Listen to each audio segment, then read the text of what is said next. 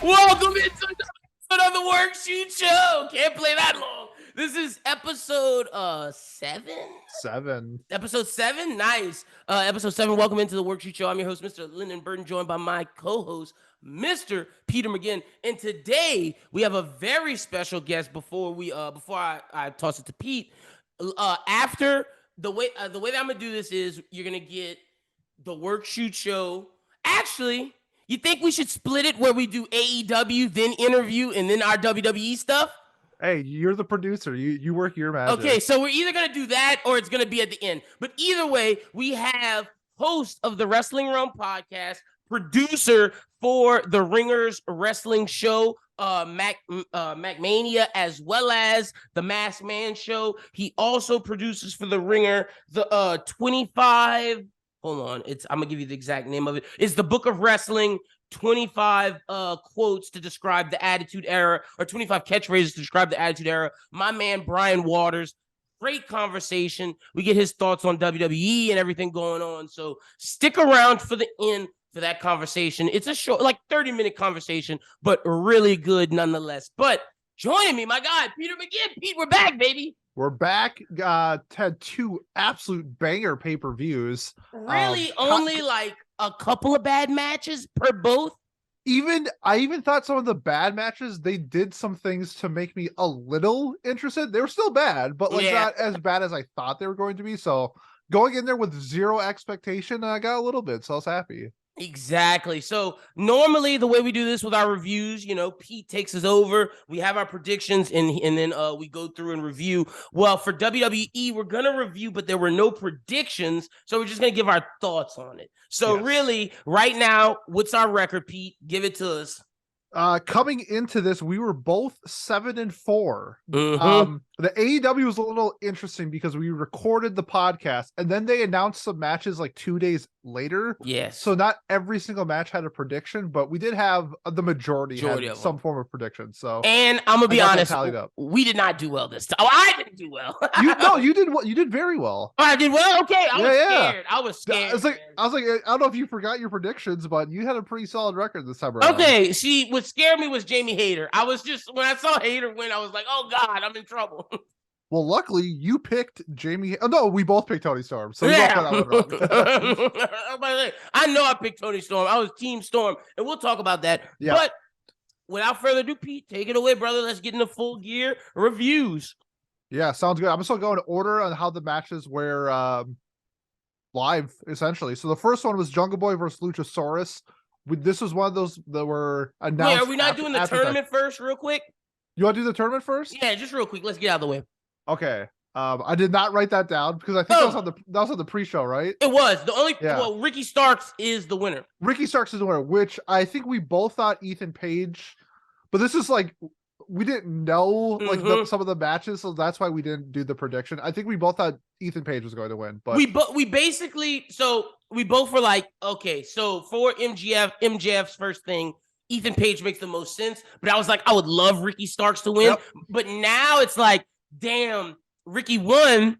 I just don't want him to because he's gonna lose. So it's like, is he gonna get buried after this? It's like, oh, it's like a double-edged sword because it's like, is he losing? Absolutely, but it means Ricky Starks is at the top, kind of where we both want him to be, as the top babyface. Which they can do a feud. He can come back just because he loses. So we shall see. If he loses, but it's like convincing that he belongs there, I think that's fine. So I'm gonna wait for the match to happen, but I think MJF ain't losing that belt anytime soon. He's not losing, not no time soon. But go ahead, Pete, my bad. I had to get that out of the way. Shout out to my guy Ricky Starks. Yeah, for sure. Love me some Ricky Starks. First up, Jungle Boy versus Luchasaurus to start off. Thought that this match honestly was a great kickoff match. It was high energy. I'm not super into the storyline itself. However, I like what they did in the ring. One thing I don't like about AEW is how much blood that they use. And I didn't like that right away that he gets busted open. And that was like a recurring theme throughout the night. It was. I feel like using blood is very impactful to like the story. And when you have, I think like 4 matches had some form of, I think one was an accident, but I think we had 4 matches where they were planning on using some form of blood.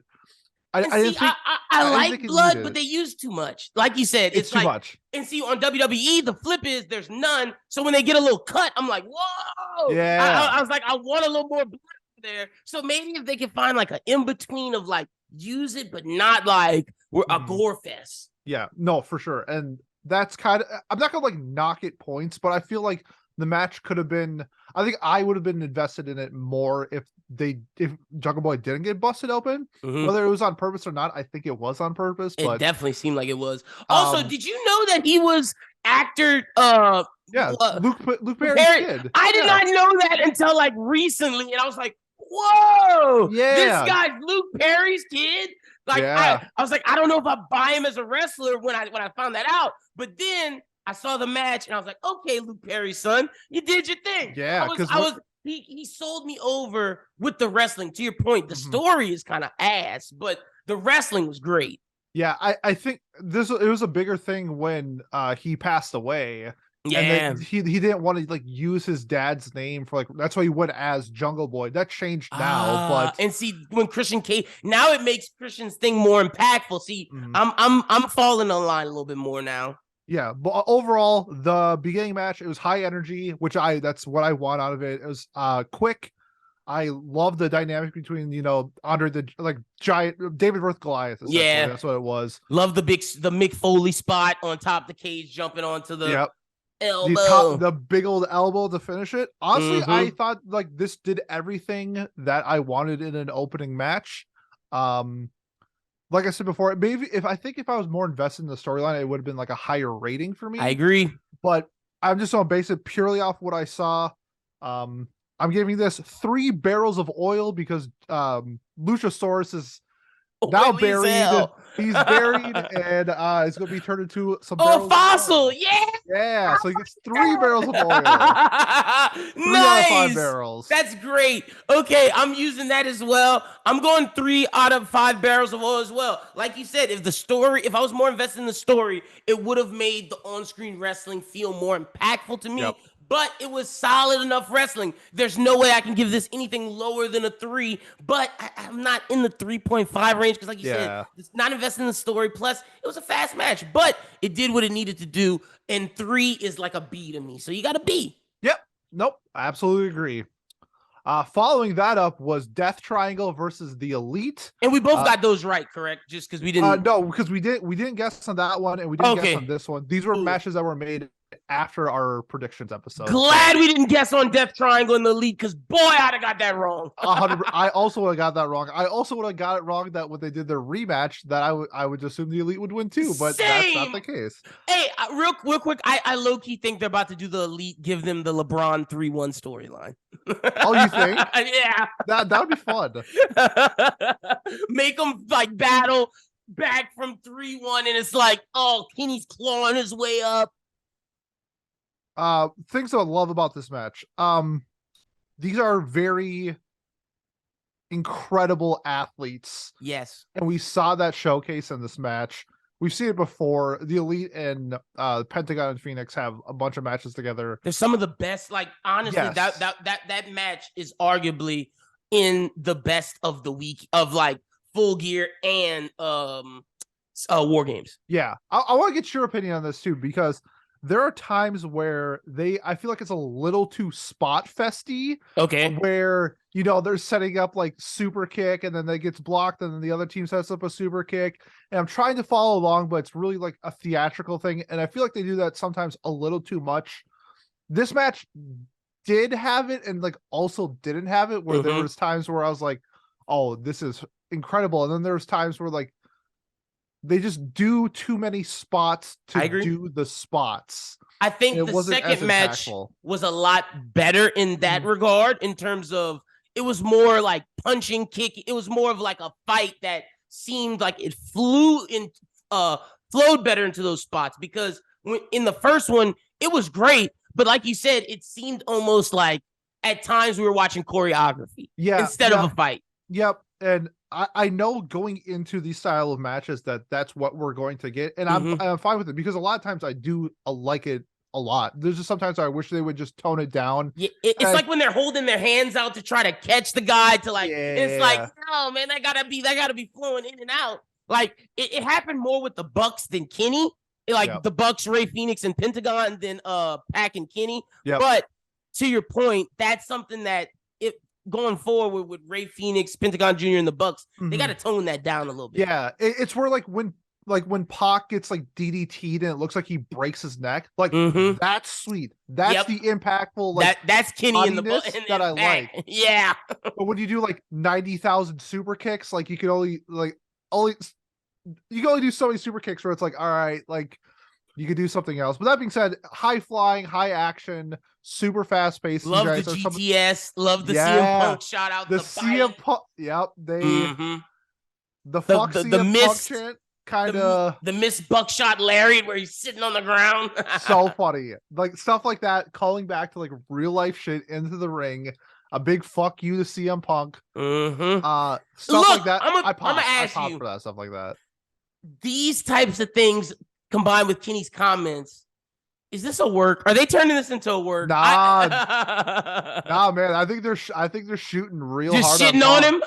Okay, if that's the case, I'm with it even more. But like, part of me in the back of my mind is like, I was like, is he gonna come back in 6 months and be like the heel of AEW? I legit think the Bucks just like don't care. Like they know what's going to like. They're being the Elite Series on YouTube. They know what's going to get clicks. True, you're right. Like they did do that on being Elite. If they have stuff like that posted, like they know that it's going to get views, and they know exactly what they did when they were like hinting at going to WWE as well. Like they know the game, and they played well. Legit heat with Punk, and I think they took a shot at him. Like this is like straight up like. F you, bro.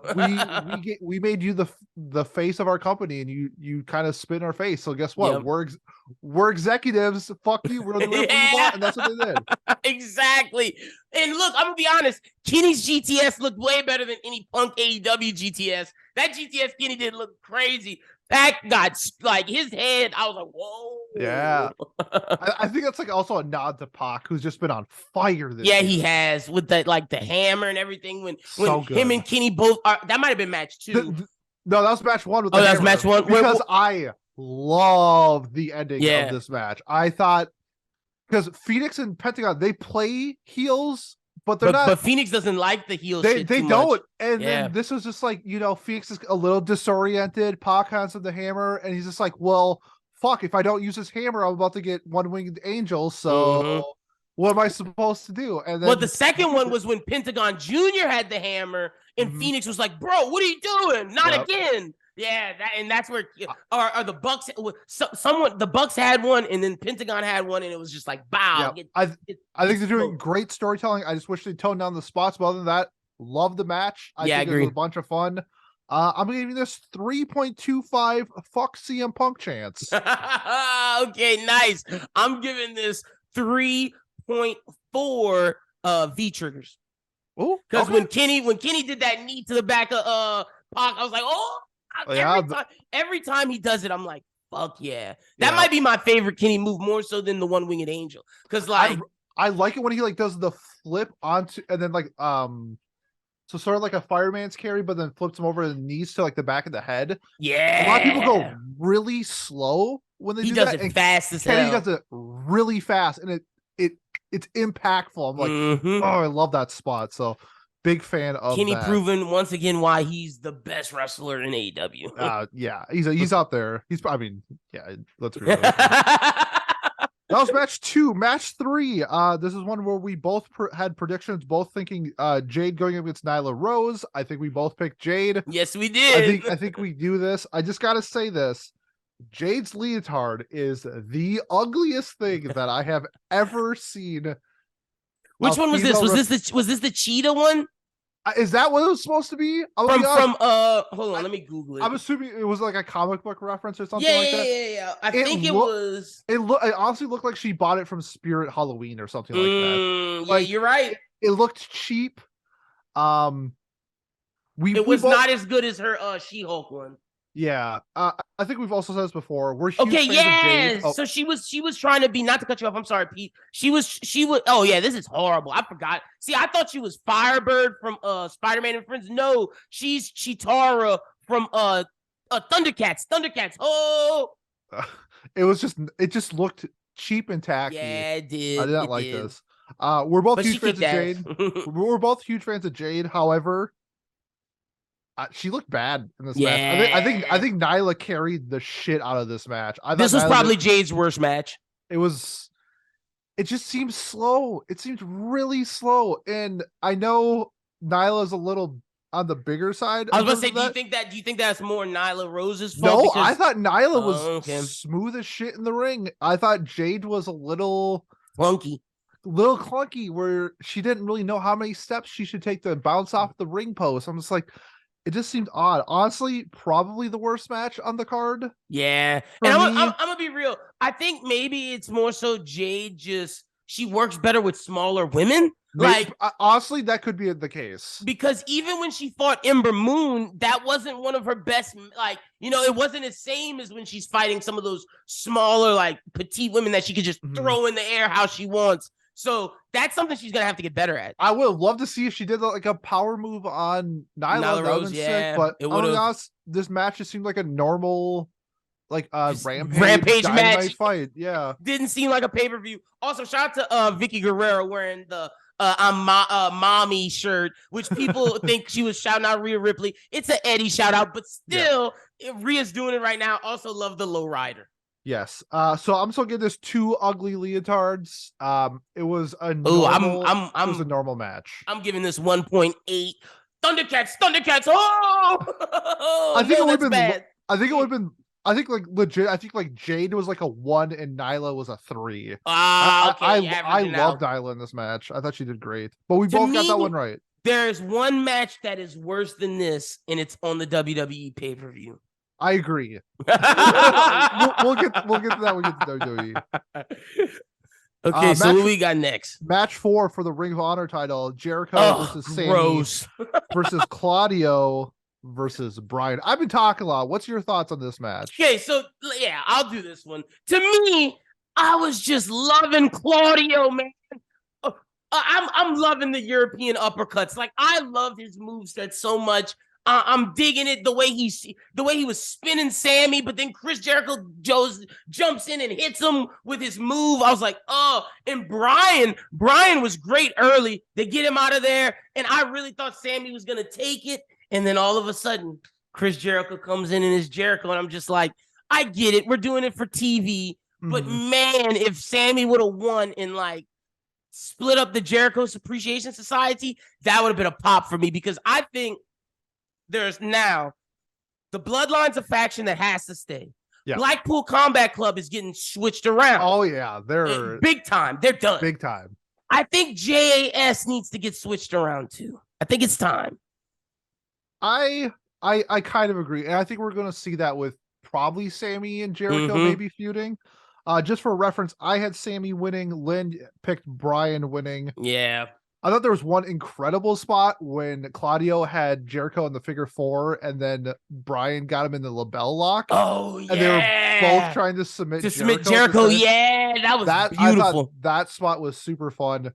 I thought it could have been a little bit better if Jericho landed his jumping Judas effect, but he kind of botched it. Yeah, he did. He was supposed to elbow Claudio in the head, but he kind of hit him with his back. Yeah. And so it sort of looked like he kind of just pushed him with his back, and then they did the spot again, it looked like, but that kind of ended the match, which was kind of like, oh man. That's the spinning thing that I was talking about earlier, right? Yeah. Thought so.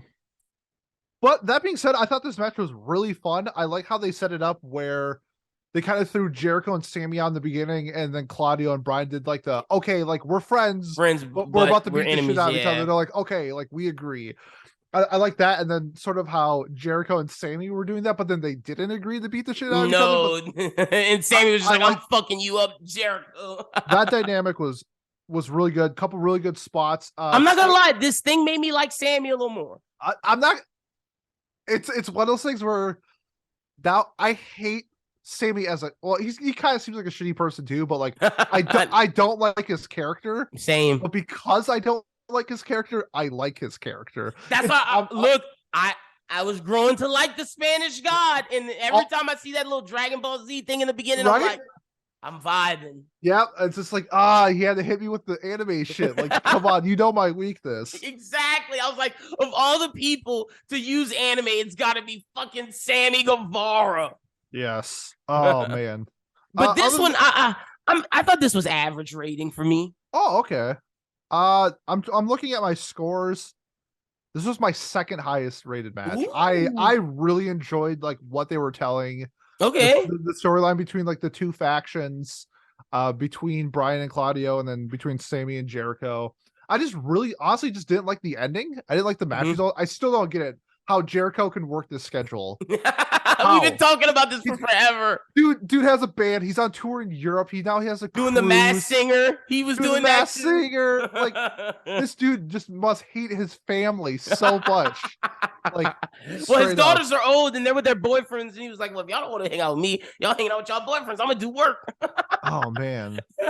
So what are you ranking this, Pete? Yeah, I couldn't think of anything funny for this one. I'll be honest with you. I'm just gonna give it 3.5 stars. I thought this was a really solid put together match. I had a really good time watching it. This one for me, just like solid match, just how I felt about Jungle Boy. Solid 3. 3 out of 5 Spanish gods. Yeah, and so we both got that one wrong. Yeah, we did. I'm done picking against Jericho, but see, I know the time that I pick against him or I pick him, it's gonna be when TV deal, he loses Ring of Honor. Yep. Fool me once, shame on you. Fool me twice, shame on Jericho. Exactly. Facts. Match 5, we had Britt Baker versus Saraya coming back, her first match in like 6 years or something like that. Gotta give it to the ladies, that because AEW's ladies matches have been like lackluster for the past little bit. This wasn't the best women's match of AEW, this card, but it was solid, and I appreciate the story that Saraya told. You could feel all of her emotion, all of her pain coming out. Like, yes, I battled all my demons and I'm back. And I gotta applaud Britt Baker because she made her look great. And that's what you have to do as a dance. Yeah, I think Britt was the best part of this match, of how well she put Saraya over. Yep. Love the focus that Britt was putting on her neck, because that's what put her out for all that time. Yep. We had like 3 swing neck breakers, a bunch of holds, like really messing with her neck. Man, Britt Baker's a really good wrestler. She like, those Adam Cole movesets that she got really just works for her really well. Yeah, they had one really good like Panama Sunrise. It was overall I thought this match I think it had the opportunity to be a stinker, but I think Britt really brought it. I love the story that they told in the ring. A couple really good spots. I think Saraya just needs some more matches. Yeah, under her belt. Because she's not a bad wrestler. Just got to put the WD-40 on the joints. Yeah, it's just, she's been out of action for 6 years. I wasn't expecting her to blow me away. She didn't. But she wasn't bad. Wasn't bad, but I've seen her other matches before, and like when she was in like NXT against like Emma and stuff like that. She was better, yeah. I know what she's capable of, and this wasn't it, but it still was a very, I'd say, solid match. Yeah, that's where I'm at. Solid. Yep. I think like the storytelling was better than like what I actually saw in the ring. And see, that's the thing, where it's the opposite of Jungle Boy, where Jungle Boy had great wrestling, but I wasn't into the storytelling. Where this was, the storytelling made the wrestling better. Yes. Yep. 100%. I'm gonna give this 2.5 neck braces. Just honestly, just like a solid match. I'm 2.75 teeth. Ooh, teeth. And then for that one, Lynn got it right. I got it wrong. Nice. Needed that. Next up, we had the Haas battle. This was one that was announced after our prediction battle. So we had Wardlow. This was my second favorite. This was my second favorite match of the night versus Samoa Joe. Yeah, you're more hyped than I am. So I am. See, then when you said the Jericho was your second, I was like, nah, I'm waiting for the big meaty men. And I know people are like, they wanted a little bit more meatiness, but the Swan. I wanted more meatiness. The stuff Wardlow was doing in the air, man. My so God. good, dude. Like that spot was one of the best spots of the night. That dude, I've watched the documentary on Brock Lesnar so many times of the failed Swanton. That was like, anytime I see a big person do it, I'm like, oh God, please don't let Brock Lesnar happen. But like, nah, Wardlow is more. I'm sorry, and I know people might say this is blasphemous. Wardlow's more. He's more athletic than Brock. I'm sorry. That is blasphemous. He in terms of like high flying maneuvers. I'm not saying like he's a better fighter. I'm not saying like he can do all, but in terms of just nimble in moving that big body, that dude can jump. And that Swanton bomb, like you said, on Joe in Powerhouse, ooh, that was dirty. That was so good. That was so dirty. And the fact that Joe won, hit him with the belt and then just got both of them. I was like, yo, did not see that coming. It might be a reoccurring theme of this match and the next match where I think older people in AEW just need to retire. I am a fan of Samoa Joe. I like his work. However, I don't think this is the time for him to hold this belt. Yeah. It should. I honestly think it should have just been anybody but Joe. Give Hobbs. You can give it to Hobbs and elevate Wardlow. That's what I thought. Or you can keep it on Wardlow and give recognition to that belt. If we were picking, I would have picked Hobbs because I thought Tony was giving Wardlow finally a feud. And you have it with him and Hobbs. And I thought that could have been beautiful. And granted, I'm sure we're going to see another triple threat of Samoa Joe, Wardlow, and Hobbs at Final Battle. But to me, it's wasted now because you're going to give it to Wardlow. You're not giving it to Hobbs. And now it's like, well, damn, the beautiful feud between Hobbs and Wardlow seems kind of thrown to the wayside now because of Samoa Joe.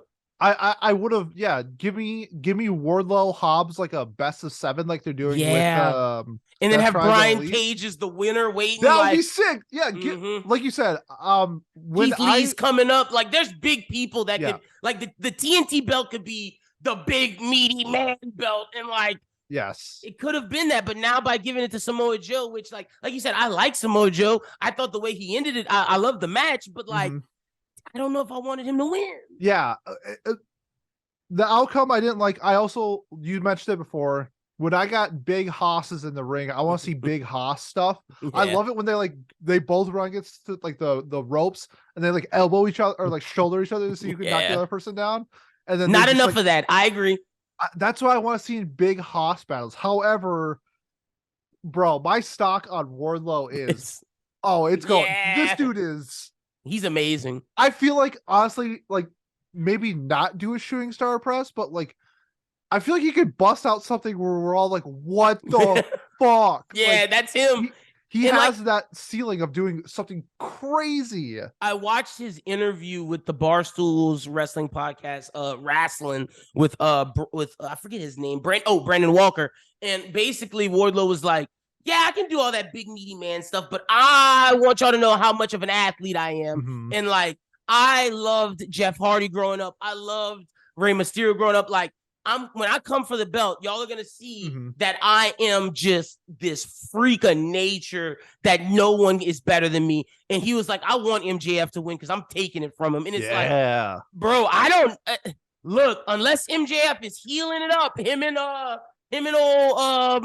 fuck, I'm blanking on his name right now. Him and old Sir William Regal brass knuckling it. If not, Wardlow's kicking his ass. Oh, MJF is for sure healing it up. But Wardlow's kind of like Keith Lee or something like that, where like he might bust out a Hurricanrana randomly and be like, "Oh shit, like what?" Yeah, like, that has to be the next Wardlow feud when he gets the belt back, right? Keith Lee and Wardlow.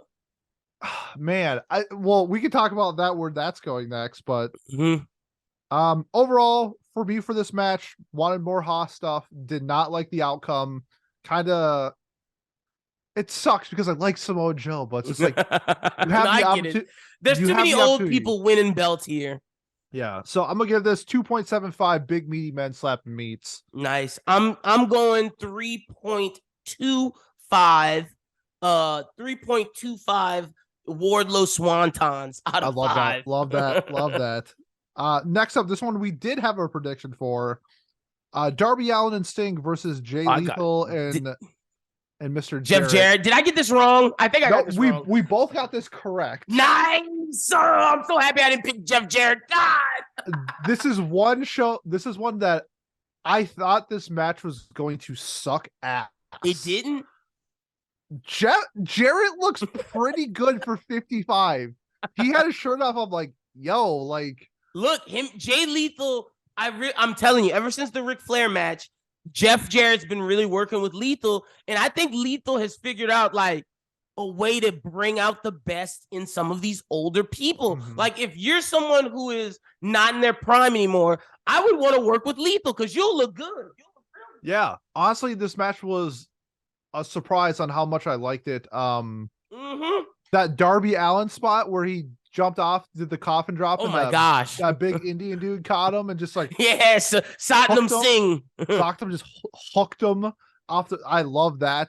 I think they could have had like an insane spot, but they kind of botched it where Lethal was going for the lethal injection and then Sting was going to counter into the Stinger, whatever it's called, not the Stinger Splash, whatever his finishing move is. Yeah. And then he like kind of fell short, so they kind of like fall down with each other and just it was so close to being an insane spot. Mm-hmm. But I wanted a little more guitar smashing.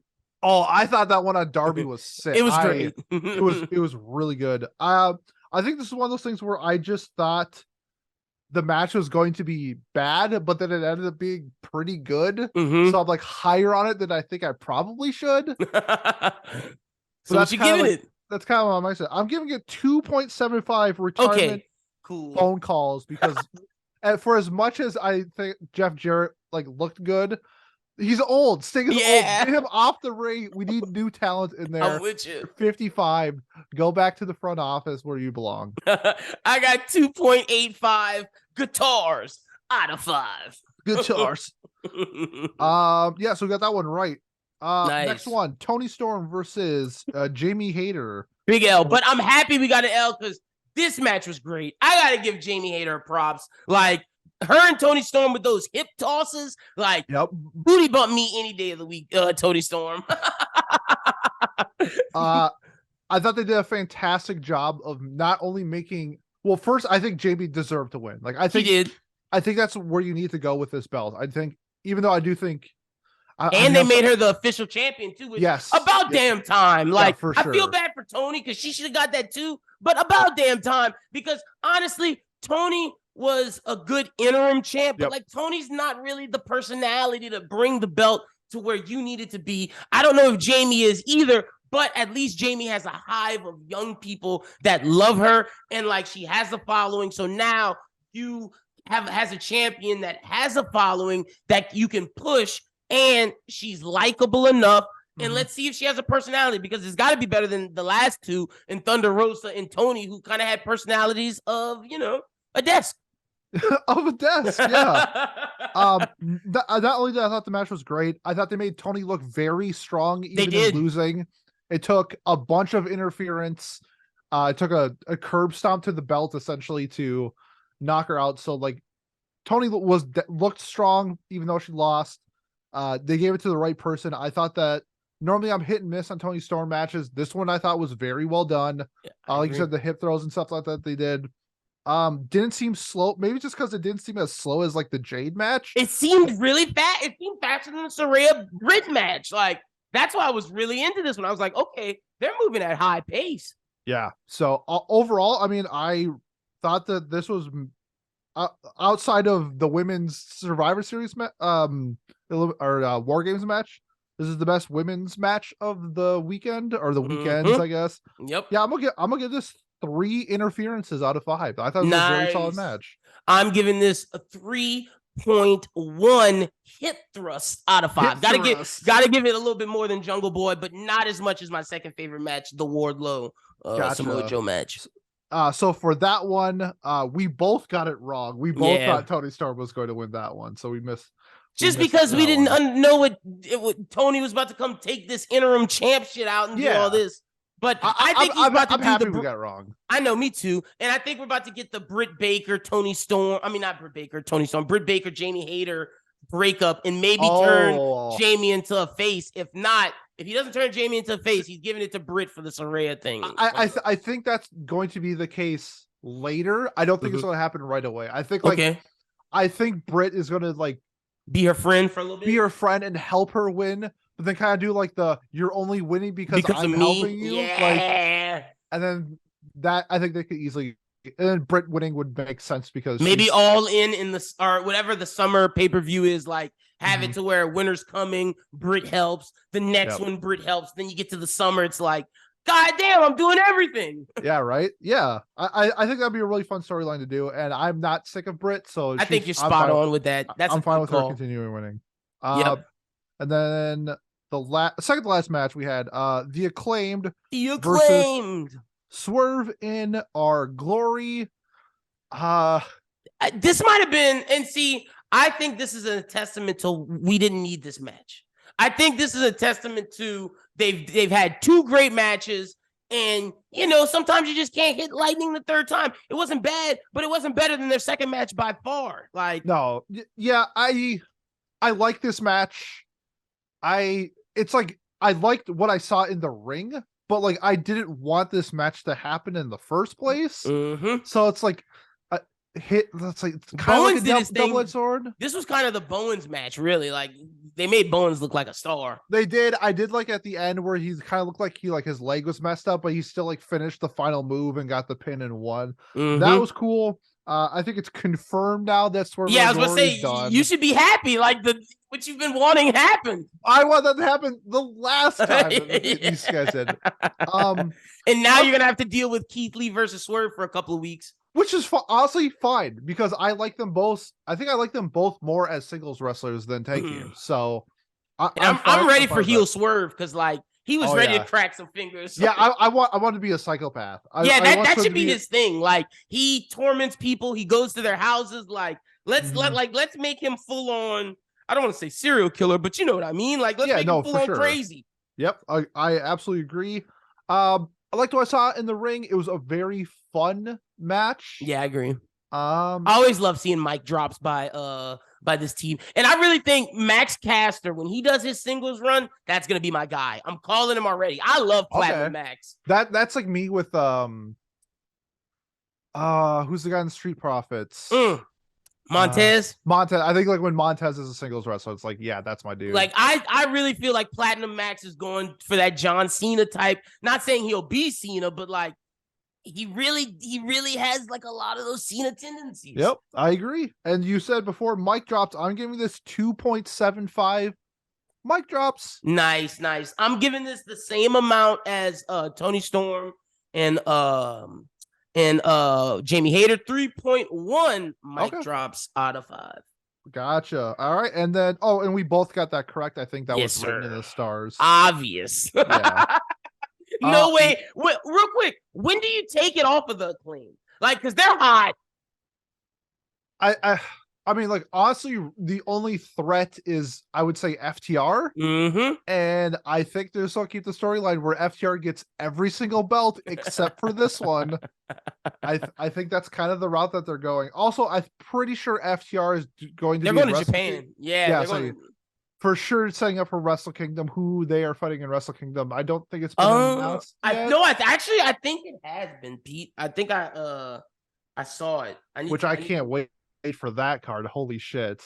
Yeah, let me see. FTR. It has not been announced yet. Oh, it hasn't? Okay. No. I thought they were fighting United Empire or whatever. If they are, it hasn't been announced yet. Okay. But that would make sense. But I mean, from what I'm seeing off Wikipedia, we have 5 matches so far for Wrestle Kingdom. So we'll probably talk about that in December. In a couple weeks. Yeah. When because that takes place the couple. Yeah, and you know we got to talk about it because Kenny versus Will Ospreay. Yeah, and I'm going to Japan in April. And nice! And I'm going to be definitely trying to find somewhere where I can watch a New Japan match. Nice. I'll be there for 2 weeks, so I'm hoping they have one match somewhere in Japan that I can. I'm gonna send you some money to send me a Bullet Club shirt, something like I like some Bullet Club merch or like a figure or something. You want like an official one from Japan? Yeah, all right, man. Let me know how much it is. Give me the biggest size they got and. Got you. So yeah, let's run this out. MJF versus Mox. We called it. My match of the night. I thought easy. this was everything I wanted. Everything plus more. Yep. Because the way he was acting, like doing the Ric Flair strut, motorboating the lady in the beginning, showing that he could wrestle with Mox, taking the thing on the pile driver on the table, like really battling with him, showing that he could fight, showing that he can wrestle, showing that like MJF is more than just a talker. I think he did it in this match, and he looked good doing it. He looked jacked. He looked like he should be champion. Yep. And right when it happened, when fucking Regal threw him the fucking brass and punched him, I loved it. And it was just like, oh, wait, MJF's not the devil. Regal's the devil. Yeah. Couple things. The girl who got motorboated, I thought it was really funny that she tweeted out that before MJF did that, he asked for consent, and she tweeted out, even the devil asked for consent. like take notes, gentlemen, or something like that. I thought that was hilarious. That's awesome. And then shout out to my anime co-host Miles, who kind of watched some of this with me. Oh yeah, you remember he's telling me he's been getting into it a little bit, but he doesn't see Mox like physically. He's like, that guy's the champion. But then as soon as he saw MJF, he's like, that dude looks like a champion. I'm like, that's what you need. Like, yeah, MJF looks like a champion. I love Mox. Don't get me wrong. I love Mox. He's probably top 5 wrestlers in AEW. He's the ace. He still is the ace of AEW, even though he lost. But MJF is like, that's the asshole you want holding the belt. That's who you want people chasing after. You need I need him to continue doing the Ric Flair struts. Like, take everything you can out of Flair's playbook and make it for today, because I'm telling you, it's gonna work, MJF, so much.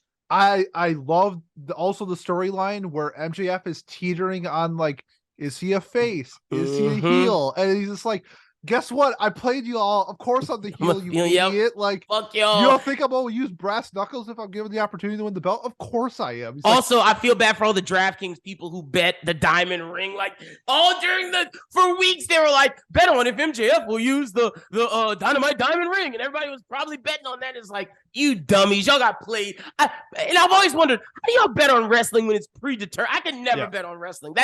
Never. If I had, it's like if I had like a free promo $5 thing, I would for sure bet on wrestling. But other than that, no way. Yeah, I mean, honestly, match of the night, loved it. The Regal twist at the end came out of, did not see that coming. Yeah. I thought that was incredible. I don't know if it's more of a anti-Mox or a pro MJF. Alliance. And we didn't get to see on Wednesday because they didn't talk, and that's what I'm like. Well, Mox confronted Regal and hit him with the Scar from Lion King. I was like, Mox, did you just quote Scar? Like, you're at home with your kid, you had to just watch Lion King. Hit him with run far away, don't ever come back, don't return. I was like, oh my gosh, Mox.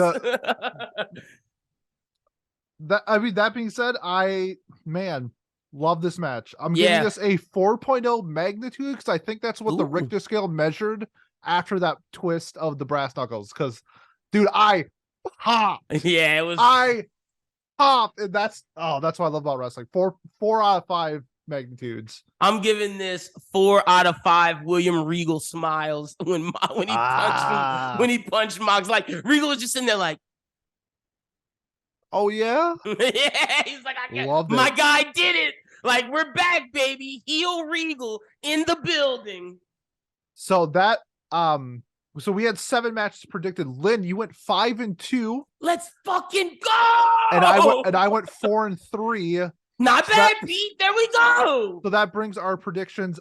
You are now 12-6 on the year, and I am 11-7. So you got 1 game up on me. Coming for the predictions championship belt. I think we're gonna. You know what I think, Pete? I think we should give it at the end of the year. We should do like a 12-month thing. Like, and like the champion after all the predictions, he's the champion, and then you're the champion until the next year. You got to work hard the next year. So okay, cool. So basically, we have plenty of pay-per-views to go. Yeah, I was about to say, how many more we got for this year?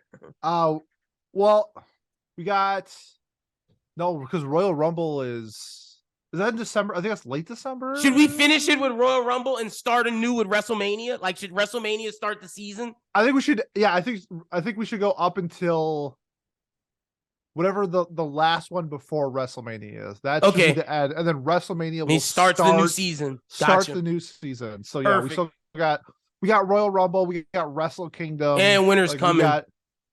We got a handful still going. Cool. But yeah. Okay, perfect. Nice. All right, cool beans. I'm glad I went 5-2.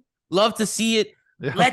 Let's get into WWE. Cause boy, I would have did okay in this. I would have first match I'd have got wrong straight up. I'm being honest with you. Because I thought Finn Balor was gonna win, but they did give him the win the following Monday on Raw. And I just think they're extending the AJ Styles Finn Balor thing for a little bit longer. But I'm kind of ready for it to end. I'm just more so. Yeah, let's start with AJ and Finn. Little surprised. I'm not surprised that AJ won, but I'm surprised that AJ won clean.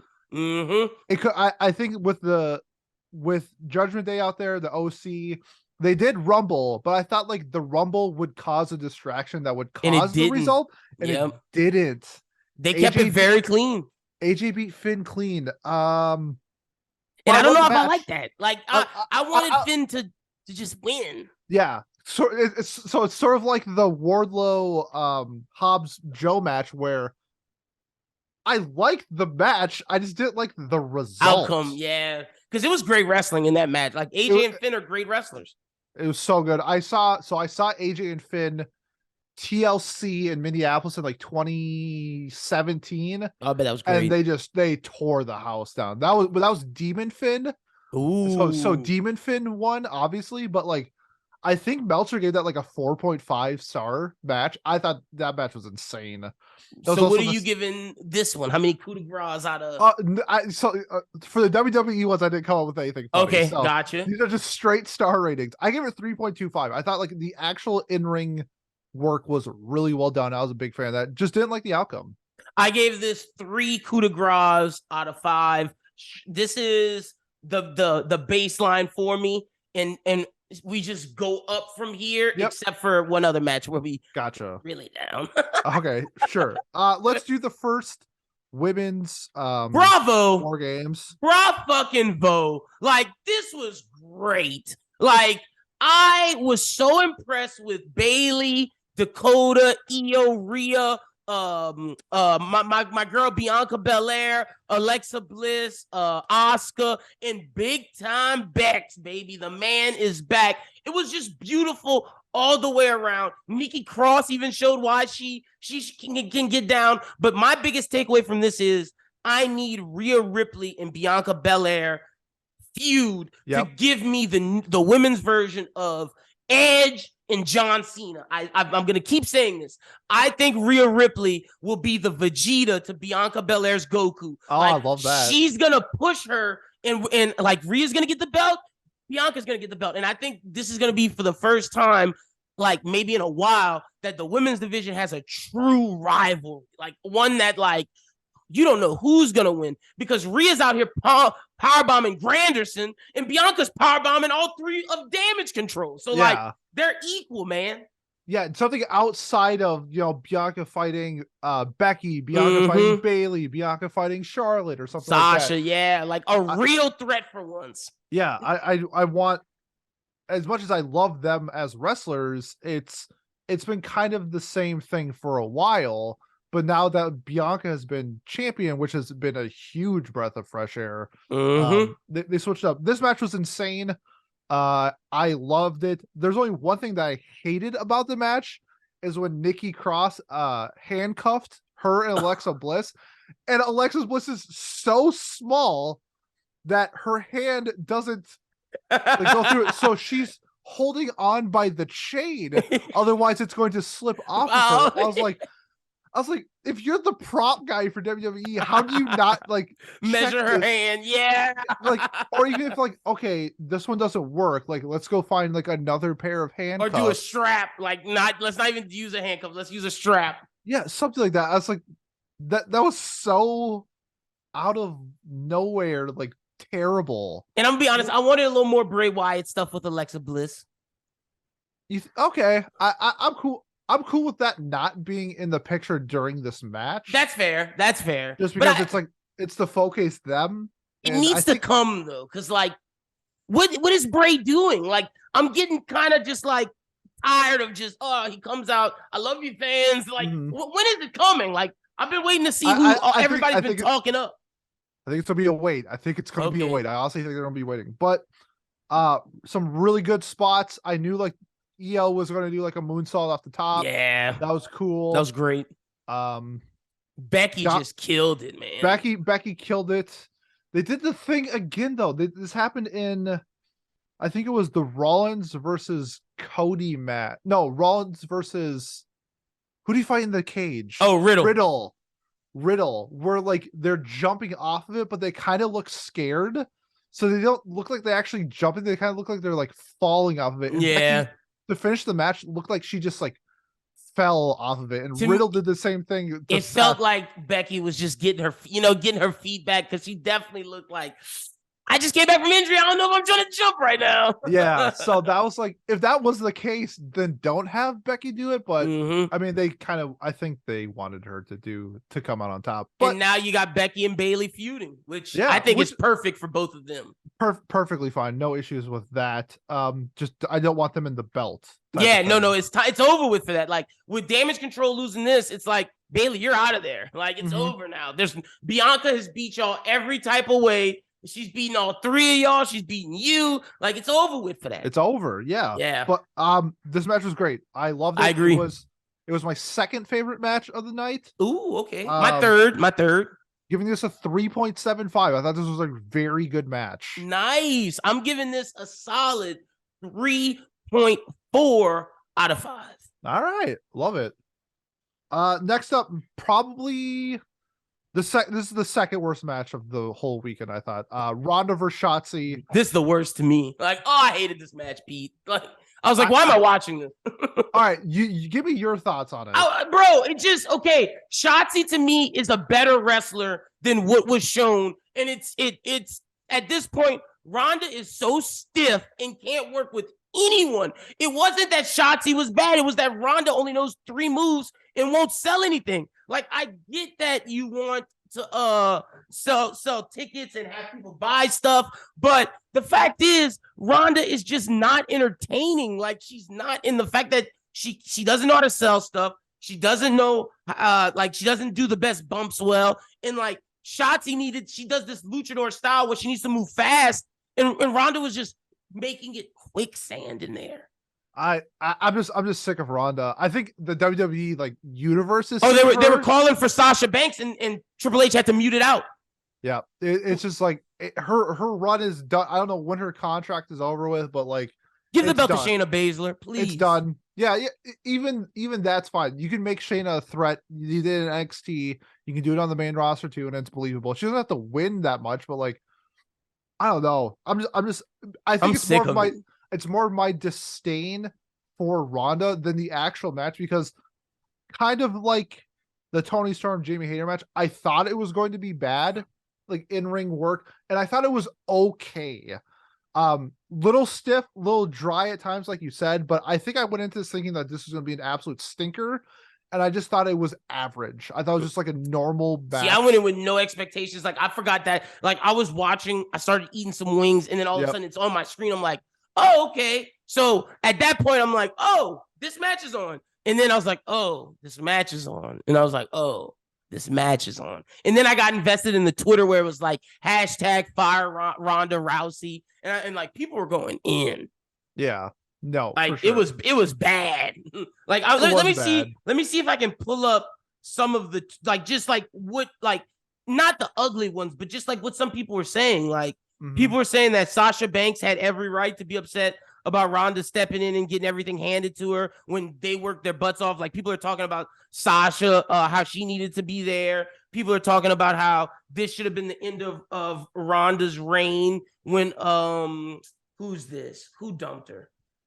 Somebody beat her, but people are calling for Charlotte to come back. Like, there's so many tweets of thing, and then even they go, the tribal chief himself been knowing that Ronda ain't shit. He didn't even acknowledge her. Like, she walked past, waved at him, and Roman's just walking once.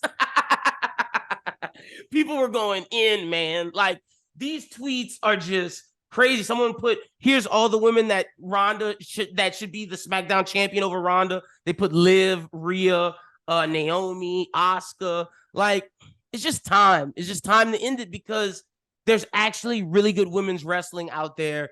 And I'm sorry, the MMA star just isn't cutting it. It's done. Just move on. Cut your losses. I don't know if this means just having Ronda lose the belt and then letting her contract run out, or just let her say she retires and just like give her the dignity of just dropping the belt. Yeah, she can even just do like I'm going back. Even if she doesn't go back to MMA, she'd be like, "This is too easy. I'm going back to MMA." Just like, who cares? Like, I don't care. Leave. You can bury the locker room. Just get off my screen. I'm sick of it. But that being said, I'm giving the match a 2. 2's normal average. This was literally what I expected. I gave Jade Cargill 1.8. This is getting a 1.3. Ooh. 1.3. Man, Shotzi, I feel bad for you. Wow. Out of 5. Wow. That is an aggressive, but yes, you know what? man, I respect it. I was pissed. I was like, why am I watching this? Respect. Okay. And next is the triple threat. My match of the weekend of both pay-per-views. I fucking love this match. Austin Theory versus Seth Rollins versus Bobby Lashley. I thought that they were clowning on Austin Theory so hard where they don't even give him his own Jumbotron. It's a Beyblade ad played behind the A-Town Down music. I was like, this fucking clown has no chance of winning. And then boom, he pulls out the unthinkable. Wow. Just there were so many good spots. The double hurt locker, beautiful. Bobby did just so well done. I call it the leapfrog stomp, where he hops on one to stomp Bobby. That was dope. I'm trying to think of if Austin had any good spots. Not really. He does like this rolling jump into like a neck thing. You're right. I thought that was solid. I thought how the match ended was perfect. Kind of like what I was saying with Death Triangle versus the Elite, where this did seem a little spotty, but I felt like the spots were like insanely impactful. I think because Bobby Lashley is just a monster and Seth is really technical. Like, yes, I just loved everything about this match. The fact that I thought Austin Theory's chances of winning was 0.0001%, and then he came out on top, and it's like, you know how Roman Reigns got shoved down our throats and we hated him, and now he is on top of the world. Austin Theory shoved down our throats. I thought he was a clown. He wins this match. I'm like, are we starting to like him? I'm like, fuck, I think I like Austin Theory. Look, I think Triple H did the best thing in getting that McMahon stink off of him and letting him go back to being the NXT guy, or letting him be more of who he wants to be and is this raw, like angry guy. I'm tired of being called a kid. Put some respect on my name. I think it's been working. And, hey, he won. And I watched the post game after. And the best part was Triple H going, 2 weeks ago, y'all said Austin Theory was dead and buried. Look where he at now. I kind of like it. And it's like him saying like A-Town Down. Which I think is just stupid. But when he does it, I'm like, this corny motherfucker's kind of funny. Like, I don't know. It's something about him that I'm just like, fuck, I think I like Austin Theory. I like that he's wearing the beard, his little earring. He got a little swagger to him. I give it to Theory. It's tough. Also, the fact that like Bobby Lashley is like 46 and still killing. Bro, that dude is chiseled in stone. I have a pitch for you that I pitched to Brian a little later. Okay. Bobby seems like he needs something. And I think what Bobby needs is a faction. Bobby was in the Hurt business.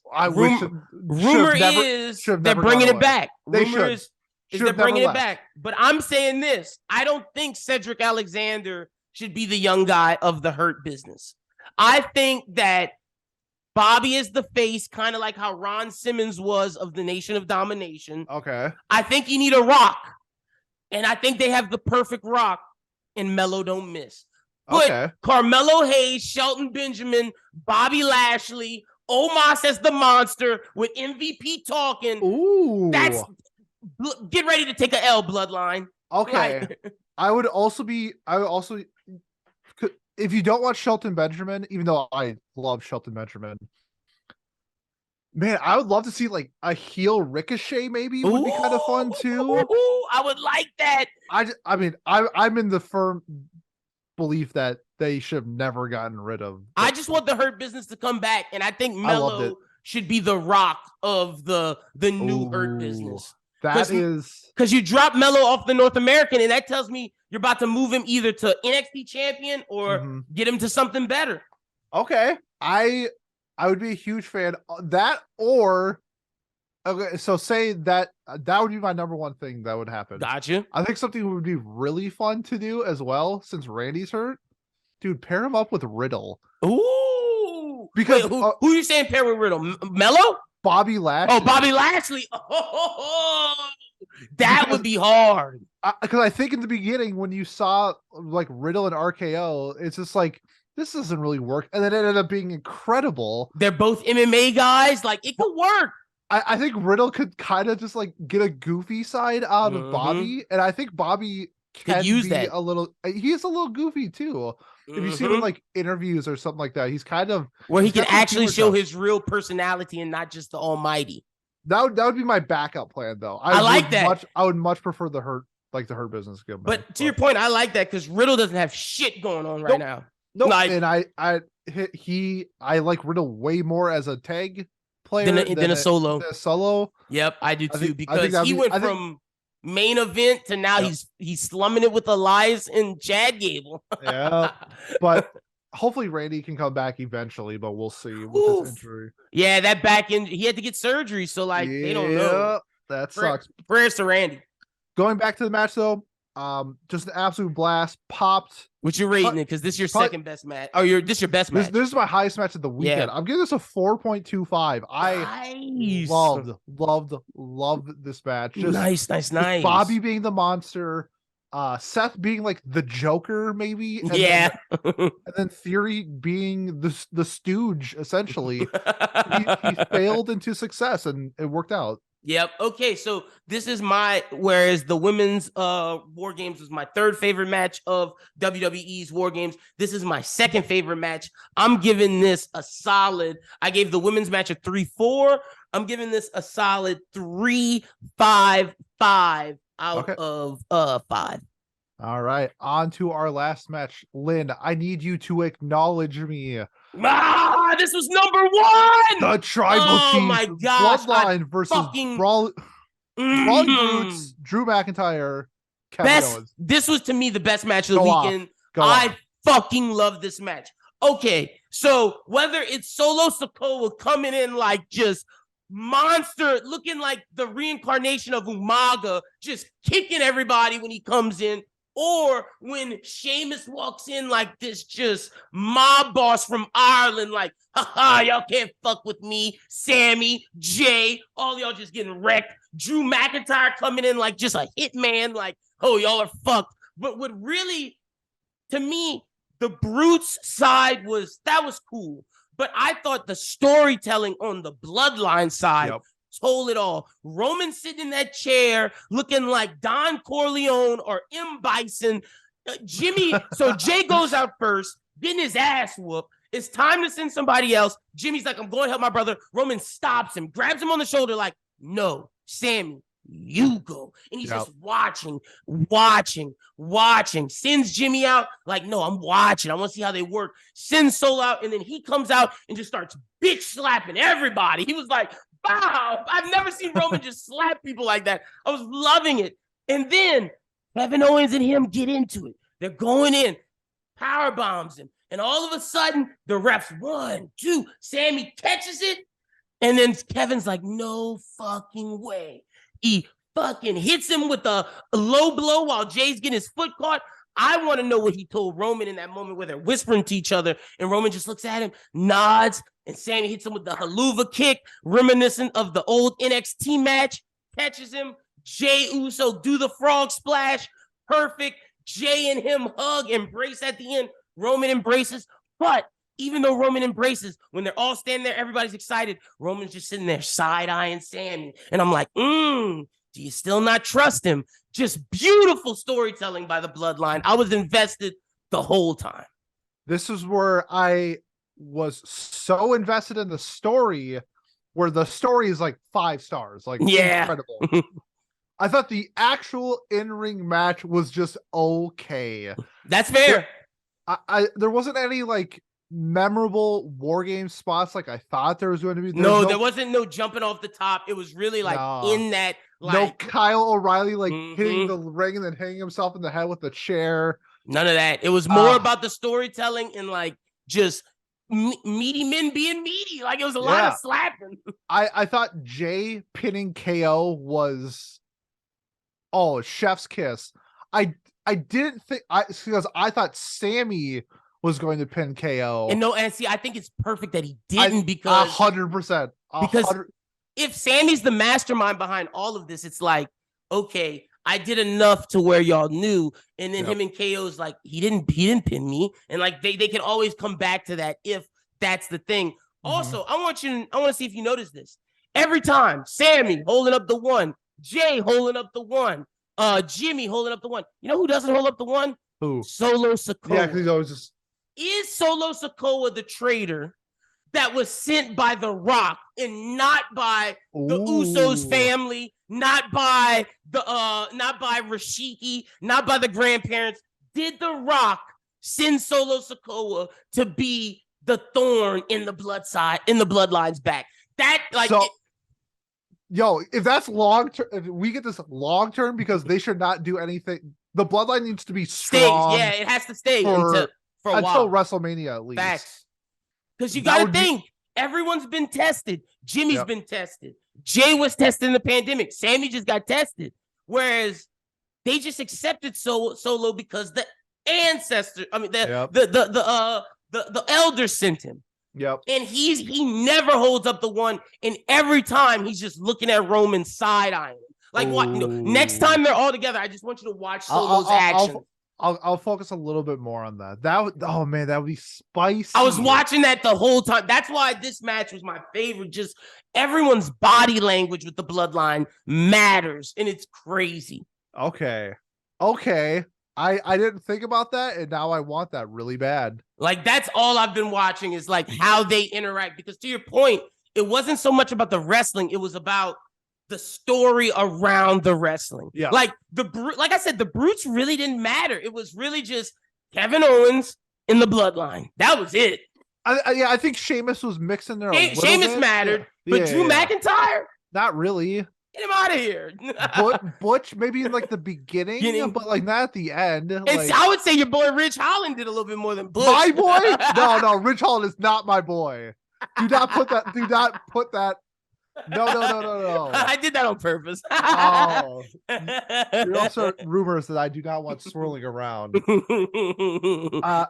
Rich Holland, your number 1 fan, Peter. No, McKinnon. not at all.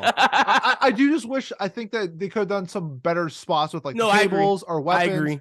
Like in the women's match with like the kendo sticks that they just beat the shit out of each other. Love that spot. Didn't really have anything like that. Didn't have none of that in the men's match. I guess like when they had all 5 in the ropes and they did like the beating on their chest. Yeah. The Sheamus move. I thought that was cool. But that was really only like the memorable spot until the finale. I agree.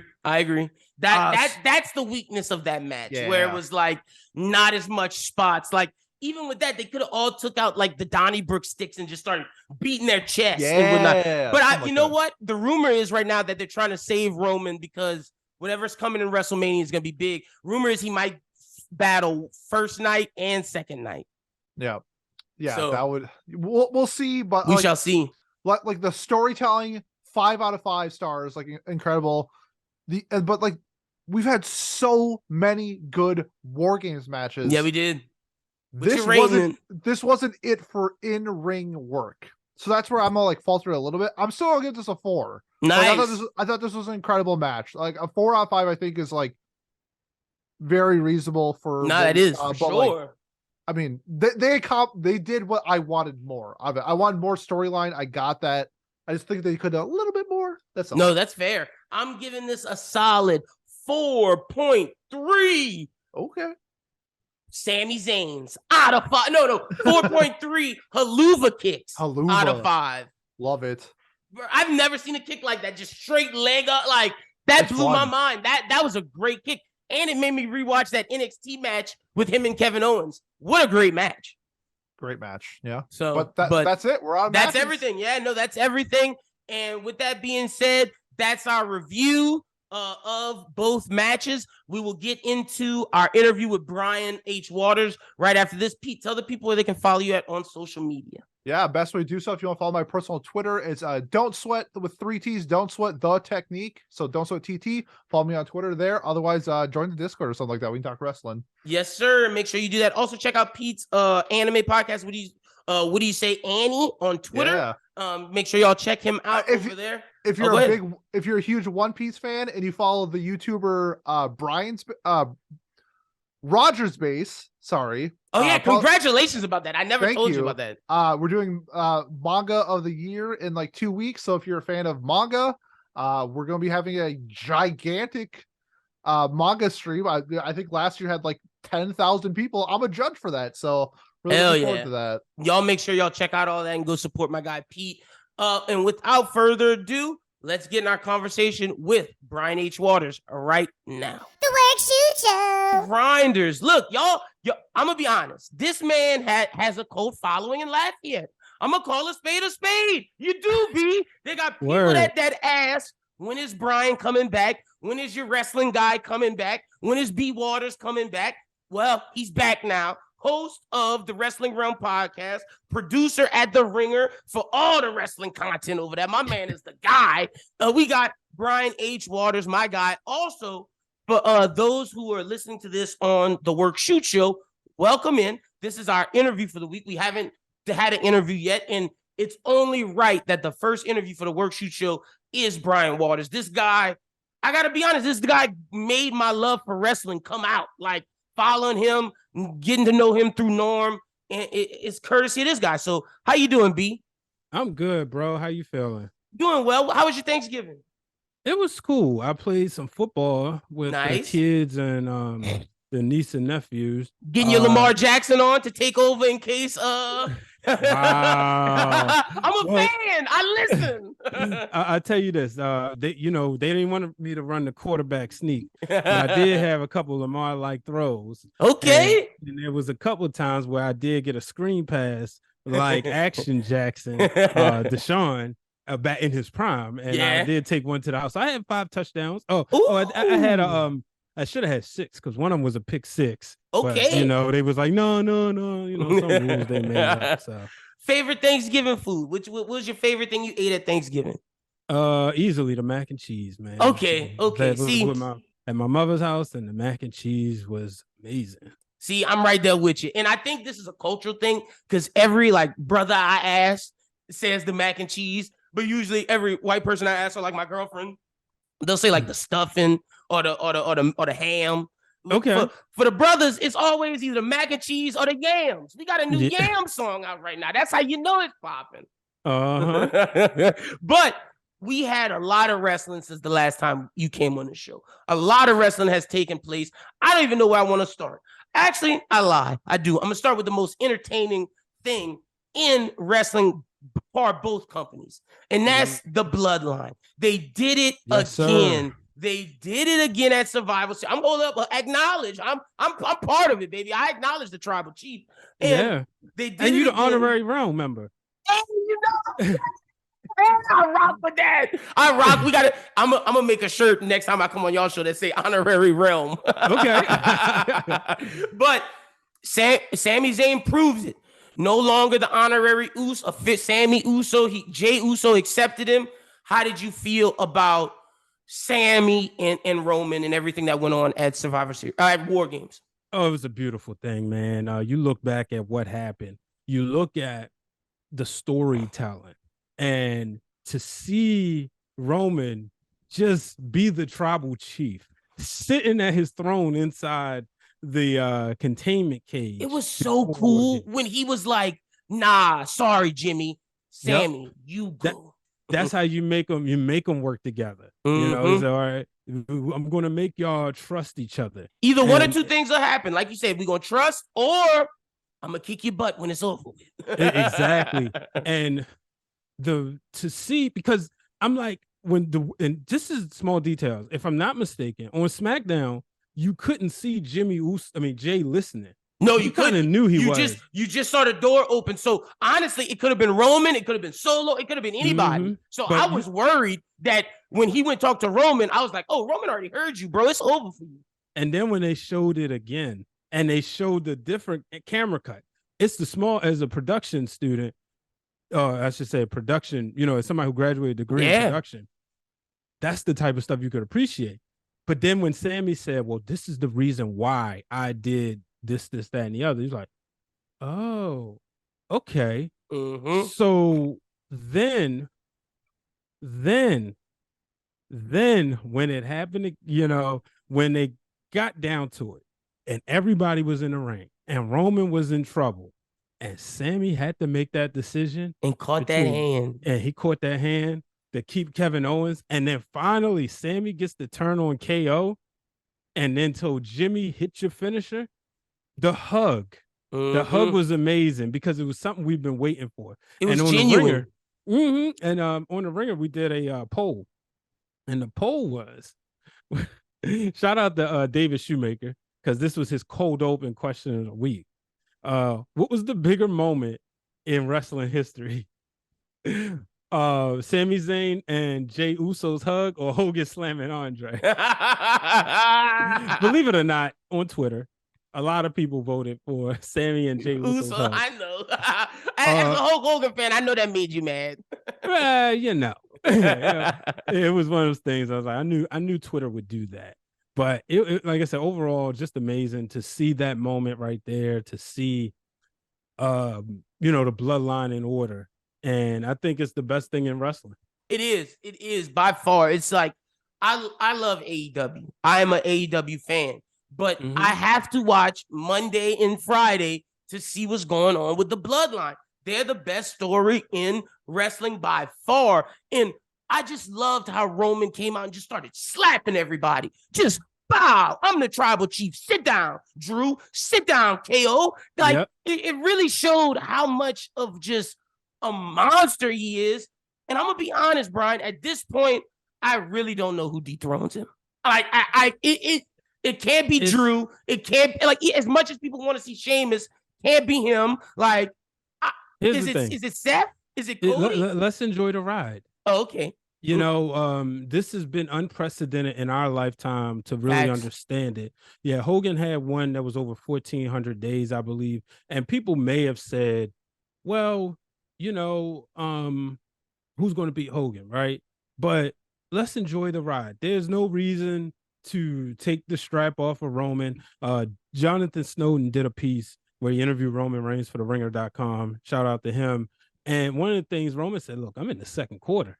He saw that. Now, he said when they start years from now, 20 years from now, when they start telling the story, people are going to be amazed when they start putting together the documentaries.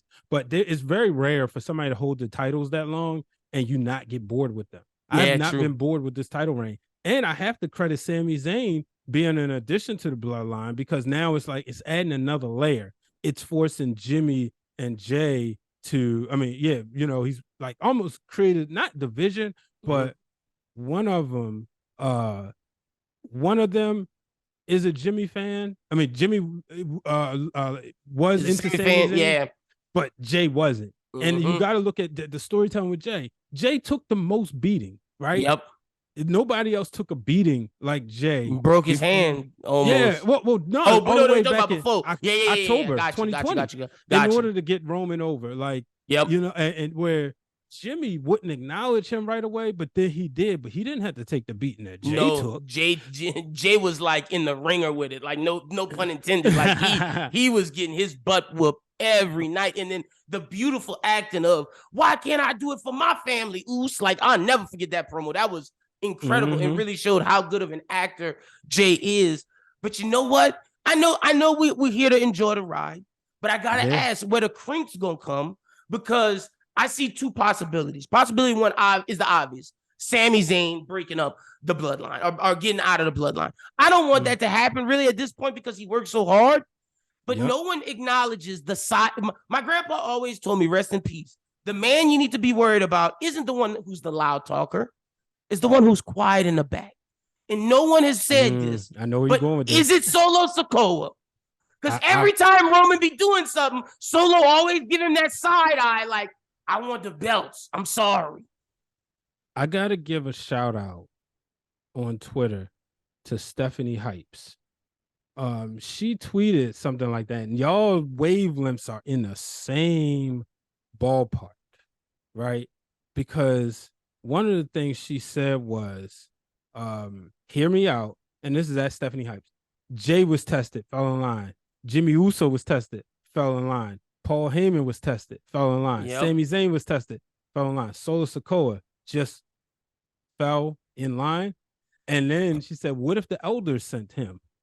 Like, we knew, he said the elders sent him. But like as a spy type situation. What if The Rock is the elder? You know? Ooh. And so... and he the Rock henchman. See, I like that. Mm-hmm. I like that. Okay, so that is interesting. And let's play this out real quick. Let's assume the second quarter is the real thing.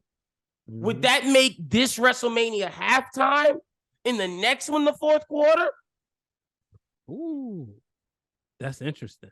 Mm-hmm. Where you start the Rock thing at this WrestleMania, and you go through the year of whoever it is, Solo, Cody, whatever it is, whoever, Seth, whoever it is, and that leads to the fourth quarter. Or does the halftime, or does the fourth quarter start with this WrestleMania? See, it doesn't make sense to me if it starts with this WrestleMania. Right. So see, here's the thing though, right? Because the Roman can beat The Rock in the third quarter or at halftime.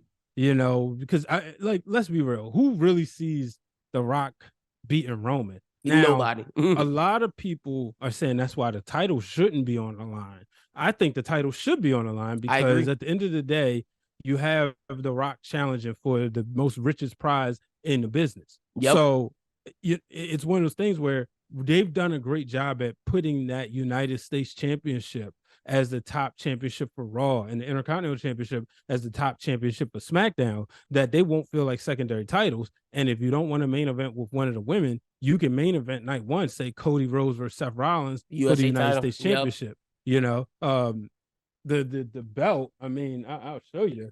It just looks perfect. It's beautiful. Yeah, it matches. Like, honestly, that red, white, and blue with the neck tattoo, it's perfect. Yeah. So he would have been, you know, so I think that's an opportunity right there. I think the lineage is, that him, his brother, and his father will all have been United States champions. So we'll see. But I don't think, you know, I think you want to do Hollywood because it's Hollywood. It's The Rock. So I think you want to do it there rather than settle for Philadelphia.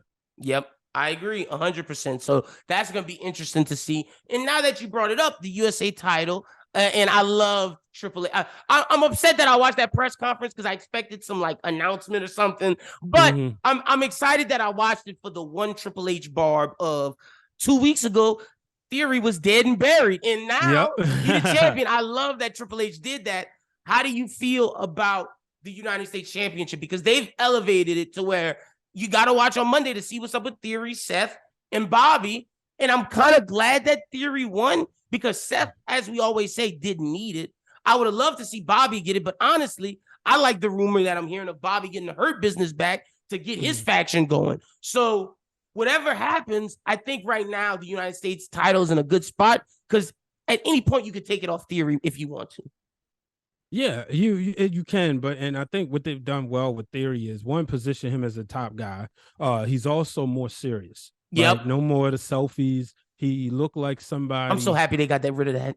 Yeah, it didn't bother me, but it's at the same time to tell the story, right? He was somebody who got a lot too soon. He was handpicked by Vince McMahon. He got the Money in the Bank briefcase. Then he lost everything, got smacked up, and got serious. And now he's the United States champion. You even look, shout out to the real Dwayne Allen, who points out about his gear. He said the gear change. It did. You can start to see a little bit more seriousness. So I think Austin Theory is definitely headed in the right direction. And I think this is perfect for him. And, he's going to have top matches with top guys like Bobby, like Seth Rollins. Look out for AJ Styles to come up soon, too, and feud with him for the title. So I think they're doing a great job. I agree 100%. Now, before you brought up AJ Styles, and we'll get to Finn Balor and AJ, because I was a little upset that Finn lost, but I think that's for a purpose. But Bobby, I was thinking about this today when I saw the rumor of him wanting to bring back the Hurt Business, and I think, yes, do it, but I got a pitch for you. I don't know if Cedric Alexander should be in it, because I think you need a young boy who's a little bit better. A young boy in the sense that could really challenge for something. So, like how The Rock joined the Nation of Domination, Melo Can't Miss joined the Hurt Business. How do you like that? Or should it be a Wes Lee? Or do you think Cedric's the person that should stay? I like Cedric in it. I just think I want to see Cedric taken more seriously. I want to see him kind of go on a mean streak and get like some big wins over, people, real like people, some people that's in the Judgment Day or the OC. I wouldn't hate the team, honestly, Trick and Melo getting in there with Cedric, and being a bigger faction. Yeah, I wouldn't hate that. I would like to see the Hurt Business, honestly, be kind of one of the crossover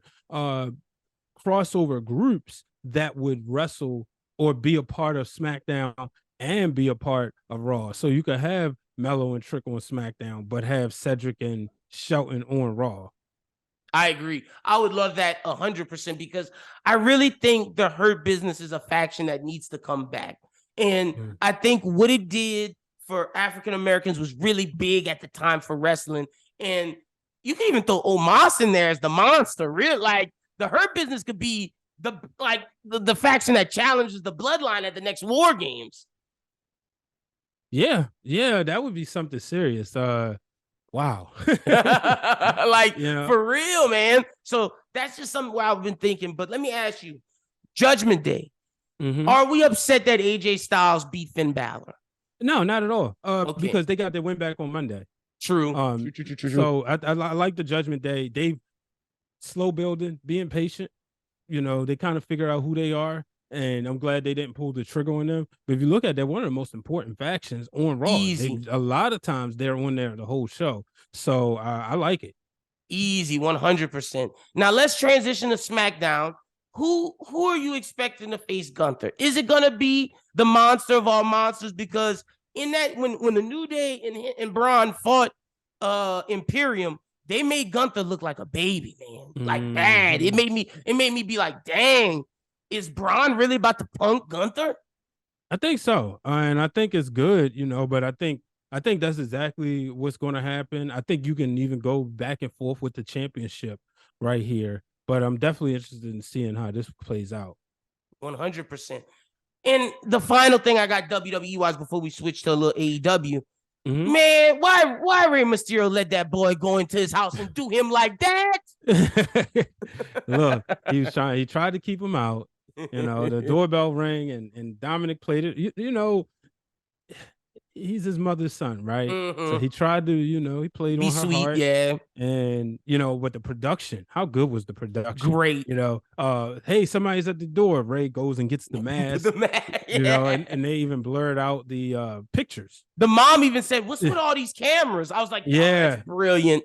Yep. So as soon as she said that was like Ray's cue. So, I mean, they've been doing a lot of great stuff. And this is why WWE is the #1 sports entertainment company in the world. 100%.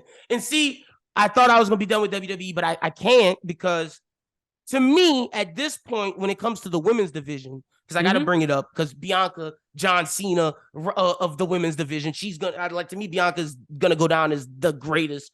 But to be that John Cena, you need an Edge. You need a CM Punk.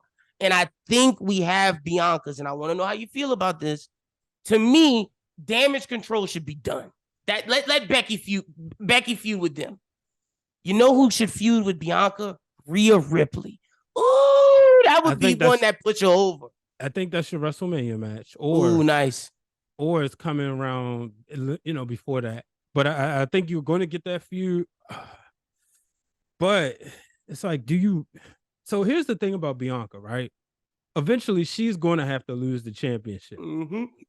But it's like, you wouldn't mind her losing it to win again at Mania if she would beat a Charlotte Flair.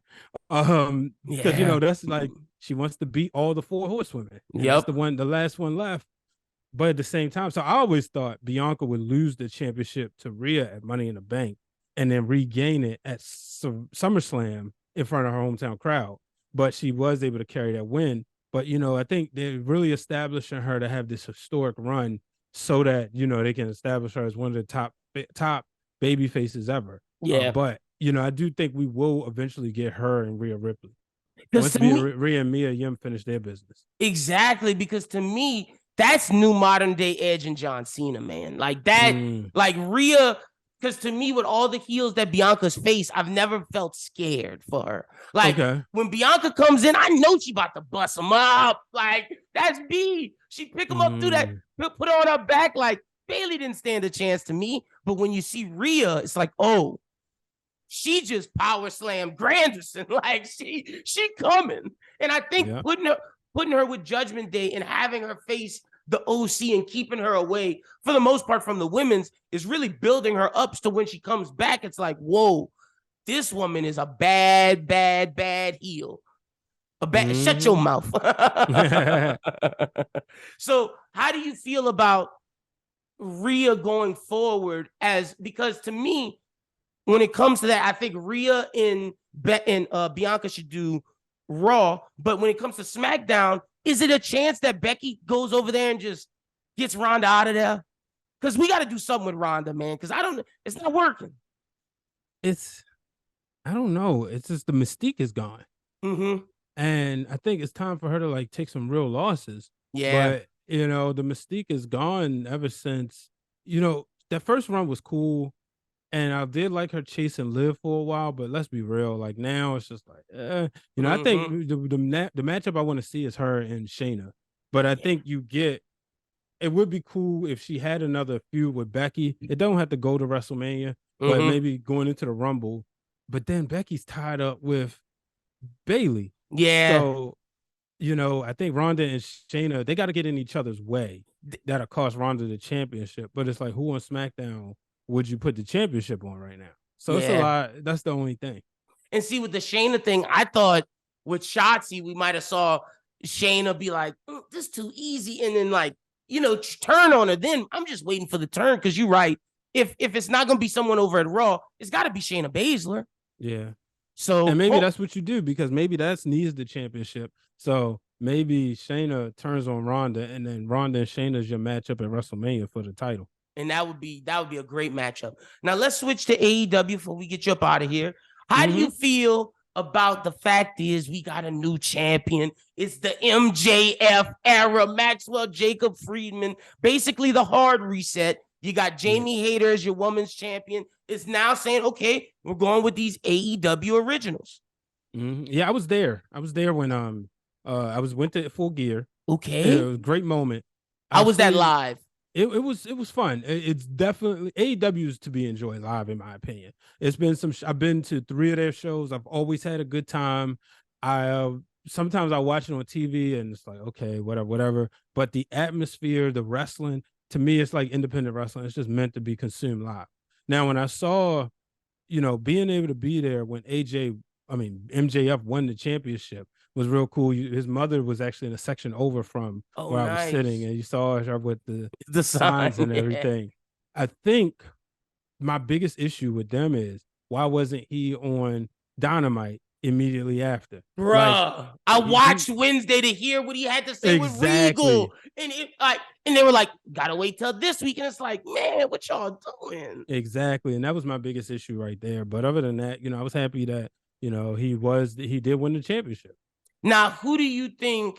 Because to me, the thing now is, all right, you're this generational talent. Can you carry a feud? And to me, Ricky Starks seems kind of perfect for that.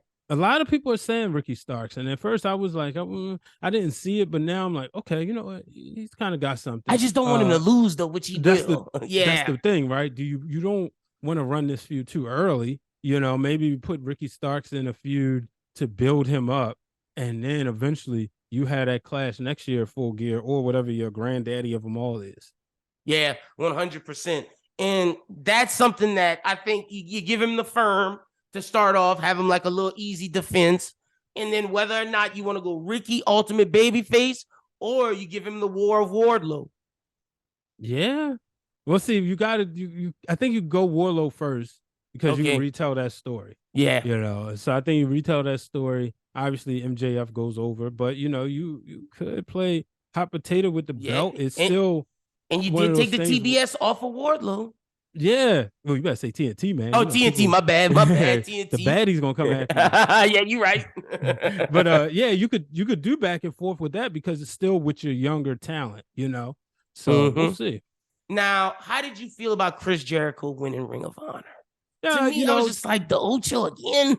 he got to sell merch. You know, he got to be the one to sell the TV product to Ring of Honor at the end of the day. So it didn't bother me. It was a fun match to watch live. You know, I'm a big Bryan Danielson fan. That's why I thought you was gonna be hurt because your man didn't. I was like, this BD championship right here. It would have been nice to see him win it, especially in person. I did see him win the world title when he cashed in his Money in the Bank on the Big Show, who had just beat Mark Henry. So, but he wasn't, to be honest with you, he wasn't like my favorite yet. I liked him, but he didn't become my favorite until the Yes Movement. Yeah, as the Yes Movement was starting. 100%. So, okay, so now with AEW, let me ask you, besides MJF, who would you say is the most exciting, I guess, talent over there that you're looking forward to now post Full Gear? Ooh, wow, that's a good question because I don't know. I'll tell you somebody who I'm intrigued by now. Okay. And that's Jungle Jack Perry. Ooh, okay. I was not a Jungle Boy fan. I was very vocal. I was like, I don't get it. You know, people do that song, whatever. But his post presser and how serious he was, I said, okay, I'm intrigued. It's showing me something. And that jump off the steel cage, he kind of won me a little bit. I'm not gonna lie. Exactly. You know, so I'm interested in him. I'm interested to see what Keith Lee and Swerve Strickland do. 1000%. I know. This is going to become like, you know, it's built like Kobe and Shaq. Like we all know that. The breakup is here. Right. You know, let's see them put on some matches. And hopefully one of them, the winner will be in line for the title shot and maybe a quick title run. And look, Swerve right now is showing he could be a heel out this world and give MJF a real heel to deal with. That would be insane. And then put Keith Lee with the big meaty men with Samoa Joe, Powerhouse Hobbs, and Wardlow. Exactly. So 100%. And I guess the final thing I got for you. How you feel about Jimmy Cargill and Bow Wow? Oh man, this is fun to watch. Anytime you can get pro wrestling a crossover into the hip hop community, it's always fun. We all know Bow Wow been trying to get involved in wrestling for a few years now, so I think this is the perfect opportunity. Is she gonna powerbomb him? I think so. Yeah, I think she's definitely gonna give him a bump. But I was gonna save this for TWG Fan Club. I'm on TWG Fan Club, which is hosted by Queen PR of Those Wrestling Girls every Wednesday on Twitch. Y'all check that out. Shout out. Yeah, check it out. We live every Wednesday, 7 p.m. Eastern Time, 6 p.m. Central Time. With Justin Rich and the lovely Ciendall. 100%. So I'm gonna give you this one first. Give you this gem before I put it on there. I think Kiera Hogan getting put out of the baddies sets up for her to team with Bow Wow. So I'm down with that. Now, who does she face? I don't know.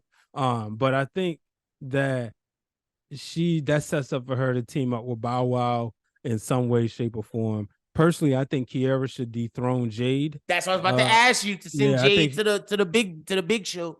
Well, when you didn't do it with Athena, and then you didn't do it with Willow, and then you didn't do it with Nyla, it's like, okay, somebody's going to have to do it, right? Kiera she was a great tag team champion at Impact Wrestling, but she didn't like break through a lot of glass ceilings. So you can kind of say she's like, not homegrown talent, but like, fresh, a new face, So it's kind of like Jericho leaving WCW to go to WWES, where he became a bigger star in WWE. You have an opportunity to make Kiera Hogan a bigger star in AEW than she was in Impact. So I think that would be fun to watch. And that's what I'm looking forward to.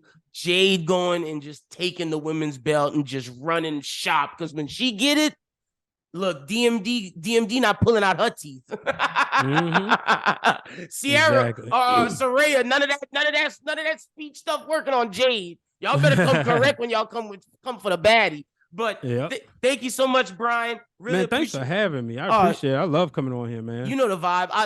I'm funny enough. I'm having your brother Dwayne Allen coming on Thursday. I love talking to you guys about wrestling. Y'all are my two favorite guys besides my co-host of the Work Shoot Show to talk wrestling about. I love it. Tell the people they can follow you on social media. You can follow me at Brian H. Waters. Follow me at Wrestling Wrealm. Follow me at Ringer Wrestling. And so check me out every week. Wednesdays are for wrestling. 7 p.m. Eastern time. I'm on TWG Fan Club, hosted by Those Wrestling Girls, Queen PR. So just go to Those Wrestling Girls Twitch and then stay on Twitch at 10 o'clock 30 Eastern time. Go check out the Wrestling Realm Now podcast, where me, the real Dwayne Allen, Brother Hugh, my man, live. Brother so, Hugh. I think he's a cool dude. I known him since 6th grade. So y'all make sure y'all check that out. Also check us out on Patreon. You can go on our Patreon. We got content there. Yep. Yeah, appreciate it. I got some exclusives where I like to write, so I'll write articles. You can subscribe for only $1 per month. And there's different tiers, but $1 per month will get you started with some exclusive articles as well as exclusive podcasts called Brian H. Waters Thoughts. 100%. Y'all make sure y'all go follow Brian on all of that. Go check out his Patreon. Thank you so much, Brian, for coming on the show. Enjoy the rest of your morning, my brother. Appreciate you. The Work Shoot Show. The Work Shoot Show.